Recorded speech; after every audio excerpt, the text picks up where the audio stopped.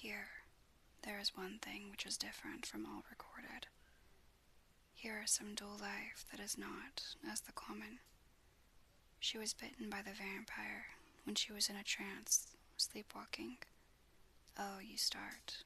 You do not know that, friend John, but you shall know it all later. And in trance, could he best come to take more blood? In trance she died, and in trance she is undead too. So is it that she differ from all other, usually when the undead sleep at home? As he spoke, he made a comprehensive sweep of his arm to designate what to a vampire was home. Their face show what they are, but this so sweet that was, when she not undead she go back to the nothings of the common dead. There is no malign here, see, and so it make hard that I must kill her in her sleep. This turned my blood cold, and it began to dawn upon me that I was accepting Van Helsing's theories. But if she were really dead, what were there of terror in the idea of killing her? He looked up at me and evidently saw the change in my face, for he said almost joyously, "Oh, you believe now?" I answered, "Do not press me too hard all at once. I am willing to accept. How will you do this bloody work?" "I shall cut off her head and fill her mouth with garlic, and I shall drive a stake through her body." It made me shudder to think of so mutilating the body of the woman whom I had loved. And yet the feeling was not so strong as I had expected. I was, in fact, beginning to shudder at the presence of this being, this undead, as Van Helsing called it, and to loathe it. Is it possible that love is all subjective or all objective? I waited a considerable time for Van Helsing to begin, but he stood as if wrapped in thought.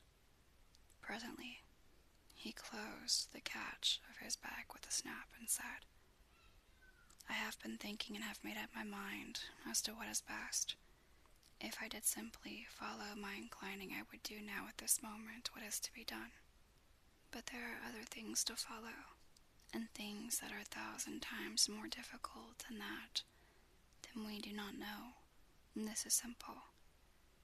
She have yet no life taken, though that is of time, and to act now would be to take danger from her forever.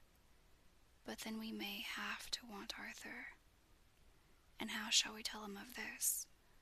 If you who saw the wounds on Lucy's throat and saw the wounds so similar on the child's at the hospital, if you who saw the coffin empty last night and full today with a woman who have not changed only to be more rose, and more beautiful in a whole week after she died, if you know of this and know of the white figure last night that brought the child to the churchyard, and yet of your own senses you did not believe, how then can I expect Arthur, who know none of those things, to believe? He doubted me when I took him from her kiss when she was dying. I know he has forgiven me because in some mistaken idea I have done things that prevent him say goodbye as he ought. And he may thought that in some more mistaken idea this woman was buried alive, and that in most mistake of all, we have killed her. He will then argue back that it is we mistaken ones that have killed her by our ideas, and so he will be much unhappy always. Yet he can never be sure, and that is the worst of all. And he will sometimes think that she he loved was buried alive, and that will paint his dreams with horrors of what she must have suffered. And again he will think that we may be right, and that his so beloved was, after all, an undead. No. I told him once, and since then I learned much. Now since I know it is all true, 100,000 times more do I know that he must pass through the bitter waters to reach the sweet. He, poor fellow, must have 1 hour that will make the very face of heaven grow black to him. Then we can act for good all round and send him peace. My mind is made up. let us go. You return home for tonight to your asylum, and see that all be well. As for me, I shall spend the night here in this churchyard in my own way. Tomorrow night you will come to me to the Berkeley Hotel at 10 of the clock. I shall send for Arthur to come too, and also that so fine young man of America that gave his blood. Later, we shall all have work to do. I come with you so far as Piccadilly and there dine, for I must be back here before the sunset. So we locked the tomb and came away, and got over the wall of the churchyard, which was not much of a task, and drove back to Piccadilly. Note left by Van Helsing and his portman. Berkeley Hotel directed to John Seward, M.D., not delivered, September 27th.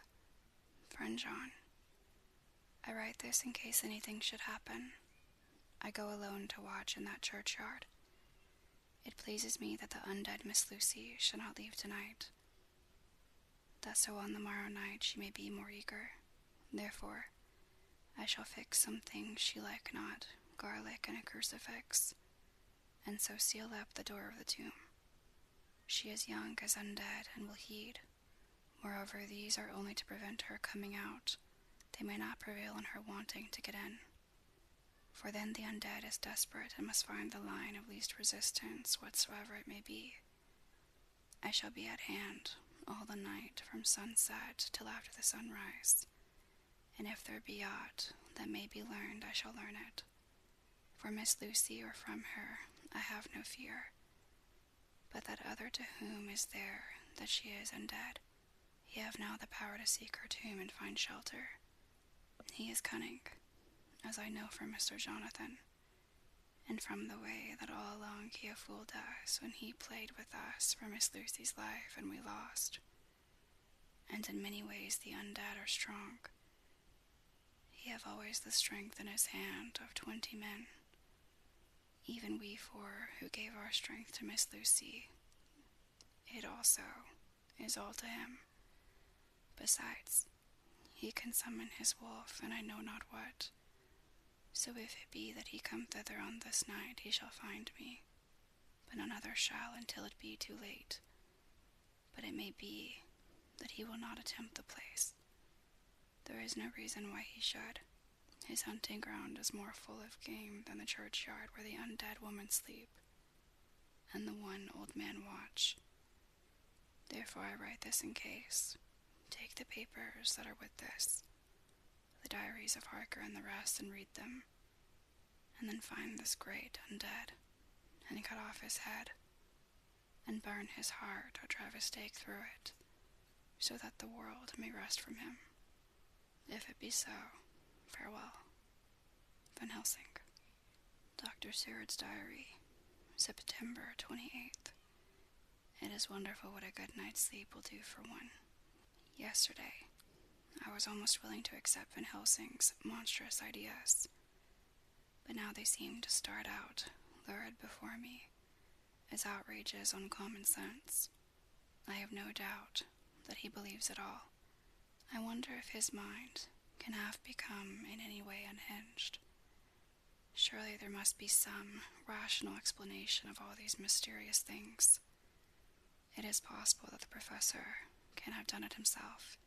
He is so abnormally clever that if he went off his head he would carry out his intent with regard to some fixed idea in a wonderful way. I am loath to think it, and indeed it would be almost as great a marvel as the other to find that Van Helsing was mad. But anyhow I shall watch him carefully. I may get some light on the mystery. September 29th, morning. Last night, at a little before 10 o'clock, Arthur and Quincy came into Van Helsing's room. He told us all that he wanted us to do, but especially addressing himself to Arthur, as if all our wills were centered in his. He began by saying that he hoped we would all come with him too, for, he said, there is a grave duty to be done here. You were doubtless surprised at my letter. This query was directly addressed to Lord Godalming. I was. It rather upset me for a bit. There has been so much trouble around my house of late that I could do without any more. I have been curious, too, as to what you mean. Quincy and I talked it over, but the more we talked, the more puzzled we got. Till now I can say for myself that I'm about up a tree as to any meaning about anything. Me too, said Quincy Morris, laconically. Oh, said the professor. Then you are nearer the beginning, both of you, than friend John here, who has to go a long way back before he can even get so far as to begin. It was evident that he recognized my return to my old doubting frame of mind without my saying a word. Then turning to the other two, he said with intense gravity,